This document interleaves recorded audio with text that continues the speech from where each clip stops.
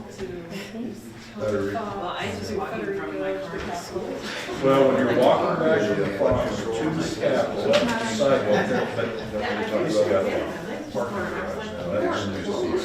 And the way that wind comes, always hang out up there. Okay, so no public comments? No, I'm not talking about that. Okay. Yep, you're welcome. Today. Yeah.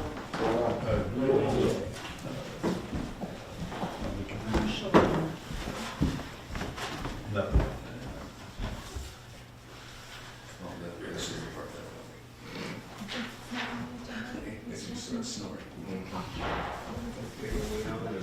So we do?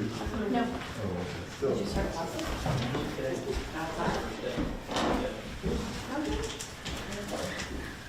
Before it was like, Dave, so confused. I don't know what day it is. I didn't sign it. I'll worry about that. Well, we have Friday and Monday off, so no, we got 6 extra days back here because Monday has holidays and so they randomly gave us 6 days, and most of them were second semester. So then we have to so we have next week, we have schools, and then the next week we have parent teacher meetings. So we have no kids Thursday, Friday, we have Friday off, we have Monday off because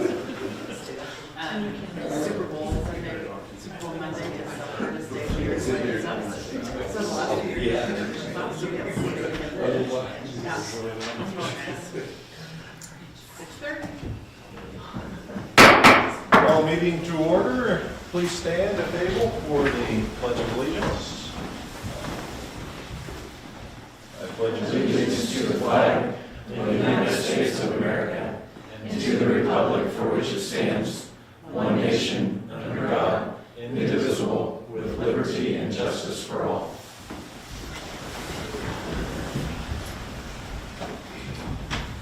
All right. Public input. Do we have any public input? Thank you.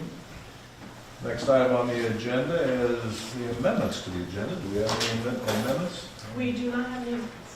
Thank you very much. Item number 5 is Mayor's Report. Tonight, as you can see, I'm not Mayor Schultz. Mayor Schultz had to be out of town this evening, so you get me this evening, and I'll try to struggle my way through and keep things quick. But with his absence, we don't have an official mayor's report, but I would like to just acknowledge a couple of things. One, we'd like to thank Tackle for hosting the mayor's breakfast this past week. I was out of town myself, so could not attend, but I heard it was well attended. And we always appreciate Tackle bringing the community together for that breakfast. Also, tomorrow, our members of our staff and some members of council are going to Topeka for the local government day. That includes time in the Capitol with our elected delegation, as well as attending some of the League of Municipality events. We'll also be spending time, or they will not be there, be spending time with our government affairs staff, Federico and Associates, on what's happening in Topeka and how it could affect Lindsborg and our citizens. So wish you safe travels and a productive day tomorrow. All right, moving on, the consent agenda. As every meeting, these items are routine and enacted in one motion. There will be no separate discussion unless council members so request to pull an item off the consent agenda. Included in the consent agenda are the approval of the minutes from our meeting from January 6th, payroll ordinance number 5518, a purchase order ordinance number 5519, and the continuation of the contract of Axon in-car camera, the invoice for that will all be included in the consent agenda. Unless there's any desire to remove any of those items from the consent agenda, I welcome a motion for approval. So moved. Second. There's been a motion and second. Roxy? Councilmembers Corwin. Yes. Presley. Yes. Eagle. Yes. Bruce. Yes. Smith. Yes. Peterson. Yes. Andrew. Yes. All right. Agenda item number 7 is committee reports. Are there any committee reports? reports this evening? There are none. All right, moving right along. Old business. Agenda item number 8, sales tax, our 2024 sales tax final report. Is that That would be David? David Hay, who would Good evening, Council. So as you'll remember, on December 16th, 2024, we had a council meeting and we brought to you the unallocated sales tax. And at that time, it was just an estimate because December numbers were not in. So I'm just letting you know that the final numbers are in. The revenue for the half-cent sales tax is $238,905.80, which is just slightly above the projection that we provided at the December 16th meeting. So this information is just to update you guys on what the final totals were, and there is no action requested from council at this time. So I'll take any questions if there's any questions. Any questions of council? I do have one quick Yeah. question, just because I was asked literally 3 hours ago by one of my constituents who happened to be in the store, and that was these sales tax collected, how does that compare to previous years? Are we up, down, about So the we same? continue to be up year after year. So roughly, I think it was about 3 or 4% increase. Okay, very good. Thank you for that. No other questions? Thank you very much. All right, on to agenda item number 9, new business, workers' compensation insurance. Is that David again? David Hay, welcome back. All right, so with our workers' comp insurance, KMIT has provided a renewal for the city for 2025.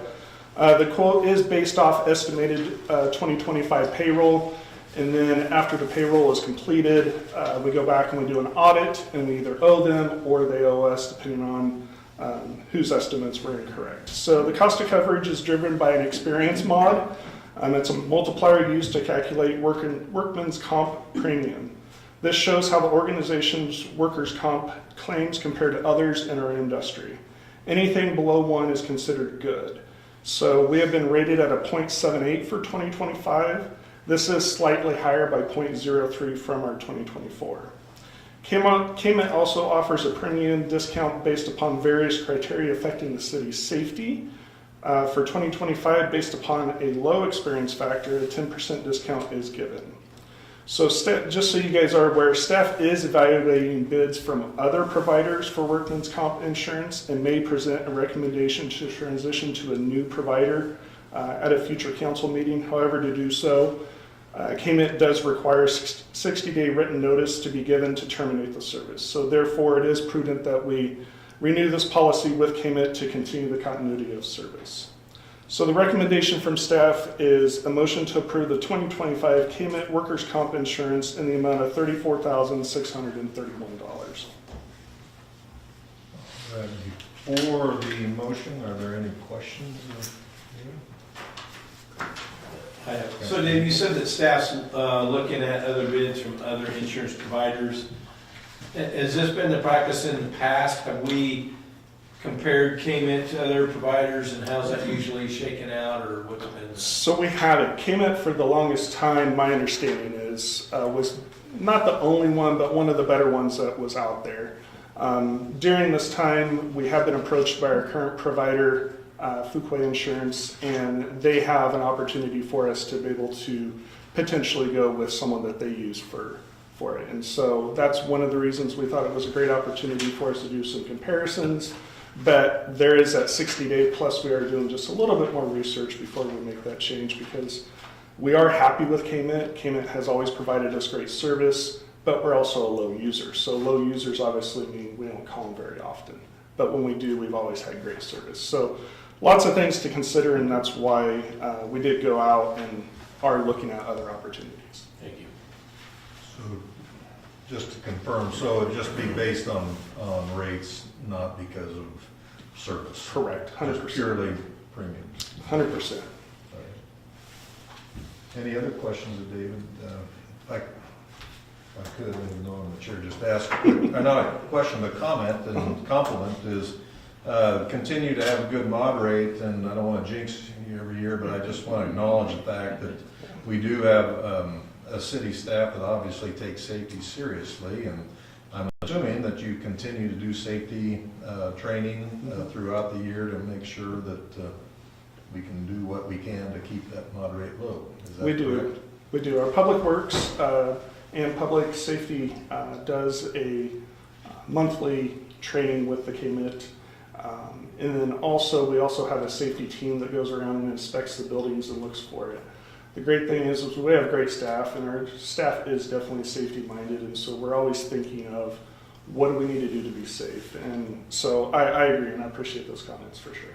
Because that would definitely affect the premium that we're looking at. Yeah. We did not do that, plus we care about our staff, so we appreciate that. Then one last question, is the Sure. premium what we budgeted, is it what we were expecting, or how does that compare to what we did budget? No, that is one thing I did not have. I do not remember. I apologize. I will have to get that for you. Okay, if you could, that'd be great. Yeah.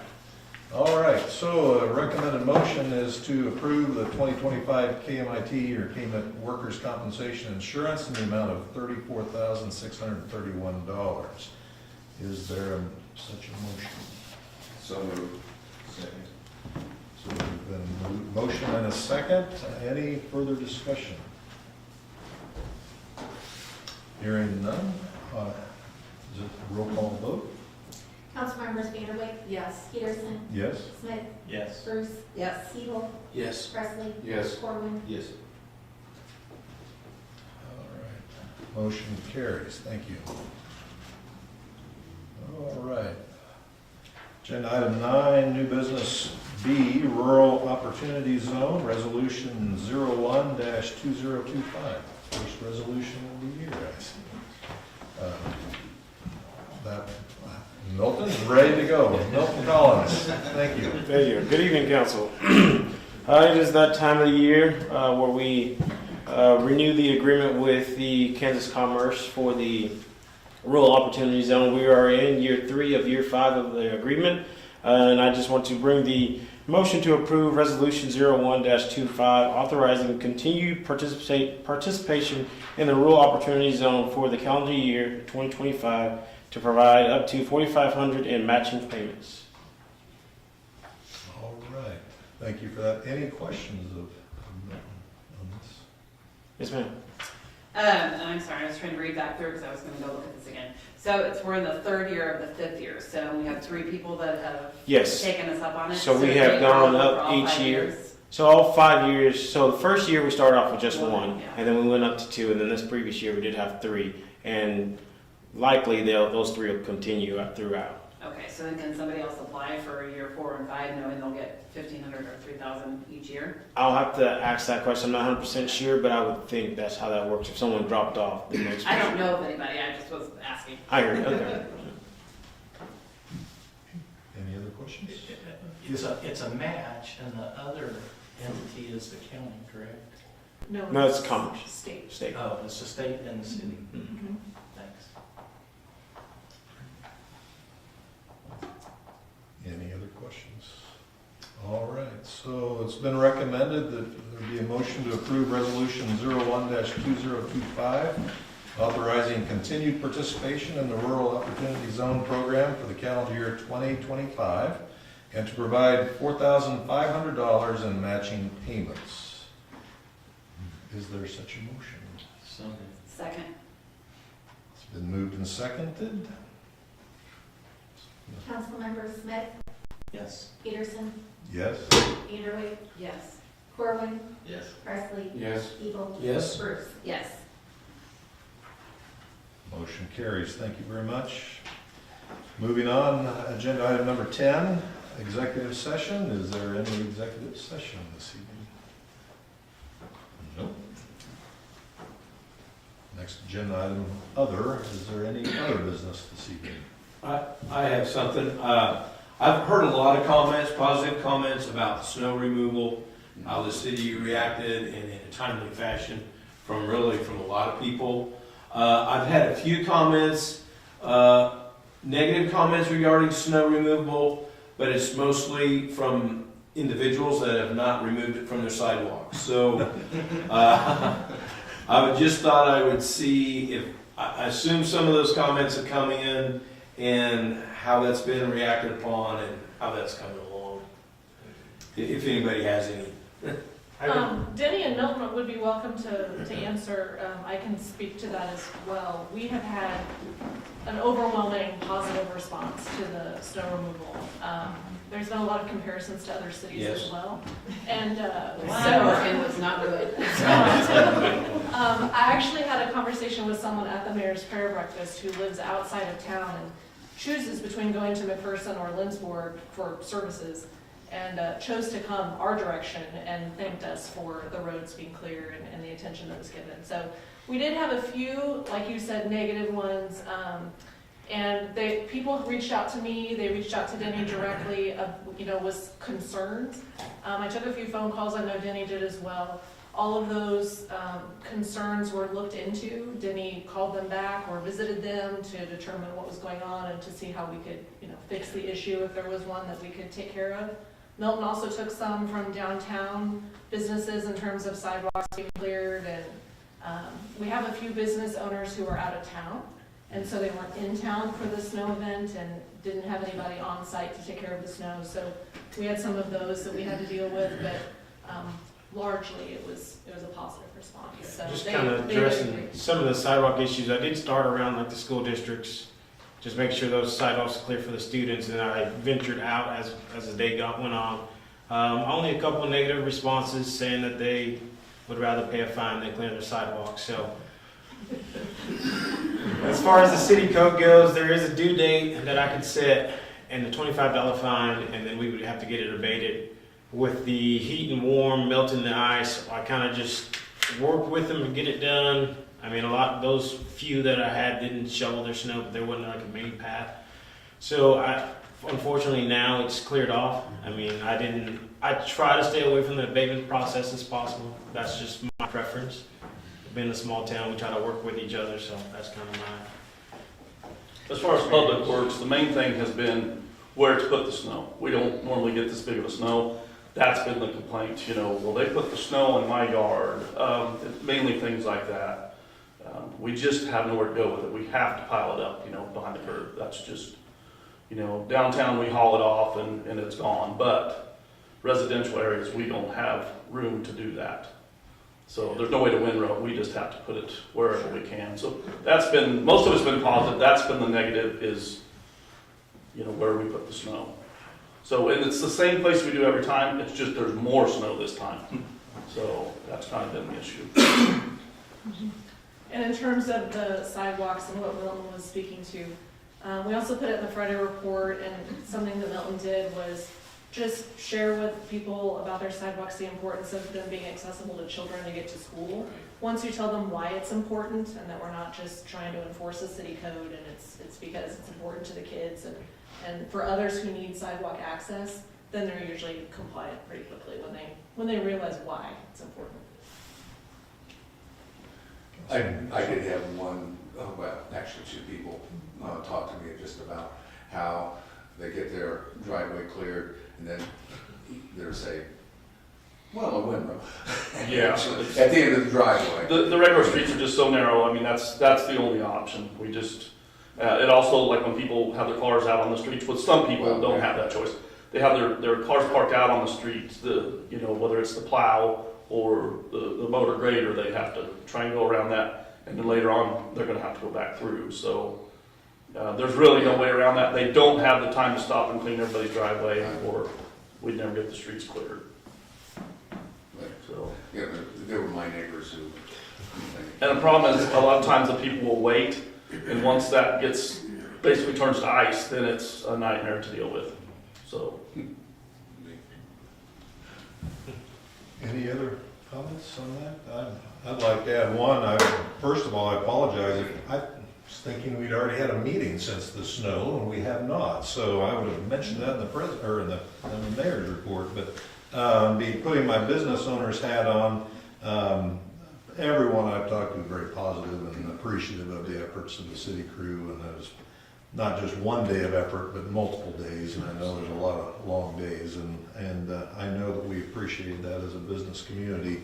One of the things I asked the mayor and the administrator is possibly, as we go into the next winter season, we may have some type of just meeting of the minds of the business community and the city, everybody together, so maybe we can plan better as a business community, because it's kind of a la carte. As you mentioned, there's some businesses that are here and others that are maybe out of town, and how do we handle that best as a city? So I'm hoping maybe we can have a meeting of the ad hoc group and, not just them, but business in general, to have that conversation, how we can better approach that from our perspective as well as the city's. But thank you again for your efforts. We did have a council meeting. It was on the Monday of the storm. So the storm was on Sunday, and we had a council meeting Monday. So Okay, so I'm his not crew, losing. no, they were in the midst of a very, very long couple of days. Yeah, I remember now. Thank you for that, yes. But thank you again. All right, any other business? Hearing none, I would welcome a motion for adjournment. So moved. Second. All those in favor, please say aye. Aye. Motion carries. Meeting is adjourned. Thank you everyone for coming out tonight. Cold.